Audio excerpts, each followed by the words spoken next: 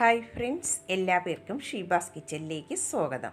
ഇന്ന് ഞാൻ വന്നിട്ടുള്ളത് റവയും തേങ്ങയൊക്കെ കൊണ്ട് ഈസിയായിട്ട് തയ്യാറാക്കിയെടുക്കാൻ പറ്റിയ നല്ല ടേസ്റ്റി ആയിട്ടുള്ള ഒരു കേക്കിൻ്റെ റെസിപ്പിയുമായിട്ടാണ്.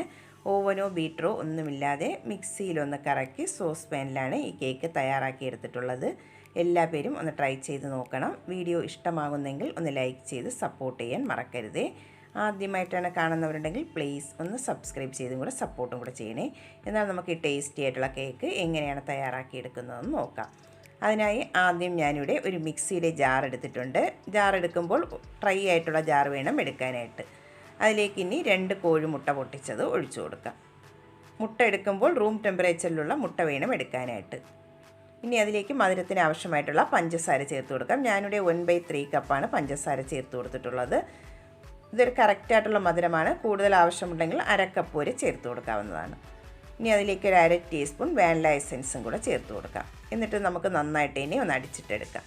ഇവിടെ നന്നായിട്ടൊന്ന് അടിച്ചെടുത്തിട്ടുണ്ട്. ഇനി ഇതിലേക്ക് ചേർത്ത് കൊടുക്കുന്നത് റവയാണ്. ഞാനിവിടെ 250 ml കപ്പിൽ 1 കപ്പ് റവയാണ് ചേർത്ത് കൊടുക്കുന്നത്. ഞാനിവിടെ വറുത്ത റവയാണ് എടുത്തിട്ടുള്ളത്. വറുക്കാത്ത റവ വേണമെങ്കിലും എടുക്കാവുന്നതാണ്. ഇനി അതിലേക്ക് 1/2 കപ്പ് തേങ്ങ ചിരകിയതും കൂടെ ചേർത്ത് കൊടുക്കാം. ഇനി 1 പിഞ്ച് ഉപ്പും കൂടെ ചേർത്ത് കൊടുക്കുന്നുണ്ട്. ഇനി അതിലേക്ക് 1 ടേബിൾ സ്പൂൺ ഓയിലും കൂടെ ചേർത്ത് കൊടുക്കാം. ഓയിൽ ചേർത്ത് കൊടുക്കുമ്പോൾ ഫ്ലേവർ ഇല്ലാത്ത ഓയിൽ വേണം ചേർത്ത് കൊടുക്കാനായിട്ട്. ഇനി 1/4 ടീസ്പൂൺ ബേക്കിംഗ് പൗഡറും 1/4 ടീസ്പൂൺ ബേക്കിംഗ് സോഡയും കൂടെ ചേർത്ത് കൊടുക്കാം. ഇനി 2 ടേബിൾ സ്പൂൺ പാലും കൂടെ ചേർത്ത് കൊടുക്കാം. പാലെടുക്കുമ്പോഴും റൂം ടെമ്പറേച്ചറിലുള്ള പാൽ വേണം എടുക്കാനായിട്ട്. എന്നിട്ട് നമുക്കൊന്ന് നന്നായിട്ട് ഇനി ഒന്ന് അടിച്ചെടുക്കാം.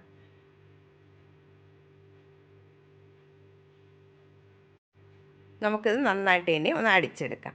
ഇതിവിടെ നന്നായിട്ടൊന്ന് അടിച്ചെടുത്തിട്ടുണ്ട്. ഈ കൺസിസ്റ്റൻസിയിൽ വേണം ഒന്ന് റെഡിയാക്കി എടുക്കാനായിട്ട്. ഒരുപാടങ്ങ് ലൂസായി പോകാൻ പാടില്ല. ഈ തിക്നെസ്സിൽ വേണം ബാറ്റർ റെഡിയാക്കി എടുക്കാൻ.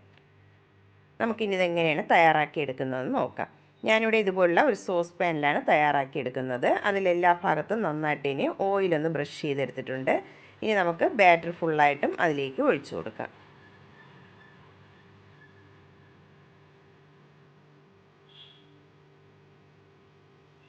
ഈ തിക്നെസ്സിൽ വേണം ബാറ്റർ റെഡിയാക്കി എടുക്കാനായിട്ട്. ഒരുപാടങ്ങ് ലൂസായി പോകാൻ പാടില്ല.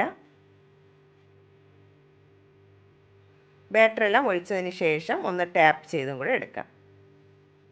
അതിൻ്റെ എയർ ബബിൾസൊക്കെ ഒന്ന് പോകാൻ വേണ്ടിയിട്ടാണ്. ഇനി അതിൻ്റെ മുകളിലായിട്ട് ഫ്രഷായിട്ട് ചിരകി എടുത്തിട്ടുള്ള കുറച്ച് തേങ്ങ ഇതുപോലെ ഒന്ന് സ്പ്രെഡ് ചെയ്ത് കൊടുക്കാം. ഓപ്ഷനിലാണ്, വേണമെങ്കിൽ ചേർത്ത് കൊടുത്താൽ മതിയാകും. കുറച്ച് പിസ്തയും കൂടെ ഒന്ന് കട്ട് ചെയ്തെടുത്തിട്ടുണ്ട്. അതും കൂടെ ഇതിൻ്റെ മുകളിലായിട്ട് ഒന്ന് ഇതുപോലെ ഒന്ന് ഇട്ട് കൊടുക്കാം. ഏത് നട്ട്സ് വേണമെങ്കിലും ചേർത്ത് കൊടുക്കാവുന്നതാണ്. ഇതിവിടെ ഒന്ന് സെറ്റ് ചെയ്തെടുത്തിട്ടുണ്ട്. ഇനി നമുക്കിതൊന്ന് ബേക്ക് ചെയ്തെടുക്കണം. ഞാനിവിടെ ഒരു പഴയ പാൻ സ്റ്റൗവിലേക്ക് വെച്ച് നന്നായിട്ട് ഇനി ഒന്ന് ചൂടാക്കി എടുത്തിട്ടുണ്ട്. അതിൻ്റെ മുകളിലായിട്ട് വേണം ഈ റെഡിയാക്കുന്ന പാൻ വെച്ച് കൊടുക്കാനായിട്ട്. എന്നിട്ട് നമുക്കത് അടച്ച് വെച്ചതിന് ശേഷം ലോ ഫ്ലെയിമിൽ വെച്ചിട്ട് വേണം ഇതൊന്ന് ബേക്ക് ചെയ്തെടുക്കാൻ.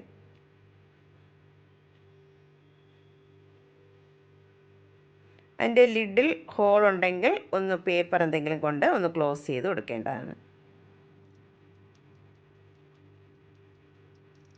ഇനി നമുക്ക് ഒരു 25 മിനിറ്റ് മുതൽ ഒരു 30 മിനിറ്റ് വരെ ലോ ഫ്ലെയിമിൽ വെച്ചിട്ട് ഇതൊന്ന് ബേക്ക് ചെയ്തിട്ട് എടുക്കാം. ഇതിപ്പോൾ ബേക്ക് ചെയ്യാൻ വെച്ചിട്ട് ഒരു 30 മിനിറ്റ് ആയിട്ടുണ്ട്. നമുക്ക് അടപ്പൊന്ന് തുറന്ന് നോക്കാം.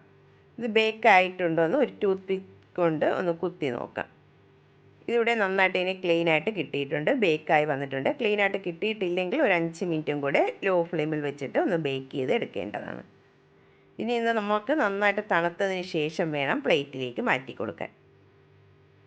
ഇതിപ്പോൾ നന്നായിട്ടൊന്ന് തണുത്ത് വന്നിട്ടുണ്ട്. ഒരു സ്പാച്ചില കൊണ്ട് ഞാനിവിടെ സൈഡെല്ലാം ഒന്ന് വിടിയിച്ചെടുത്തിട്ടുണ്ട്. നമുക്കിനി ഇത് പ്ലേറ്റിലേക്ക് മാറ്റി കൊടുക്കാം. ഒട്ടും തന്നെ കരിഞ്ഞു പോകാതെ നല്ല പെർഫെക്റ്റ് ആയിട്ട് തന്നെ കിട്ടിയിട്ടുണ്ട്. നമുക്കിനി ഇത് പ്ലേറ്റിലേക്ക് മാറ്റി കൊടുക്കാം. ഇനി ഇതിൽ നിന്നും ഒരു പീസ് ഒന്ന് കട്ട് ചെയ്തും കൂടെ നോക്കാം.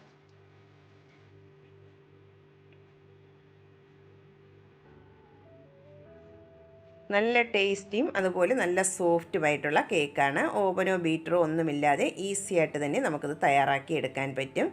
എല്ലാ പേരും ഒന്ന് ട്രൈ ചെയ്ത് നോക്കണം. വീഡിയോ ഇഷ്ടമാകുന്നെങ്കിൽ ഒന്ന് ലൈക്ക് ചെയ്ത് സപ്പോർട്ട് ചെയ്യാൻ മറക്കരുതേ.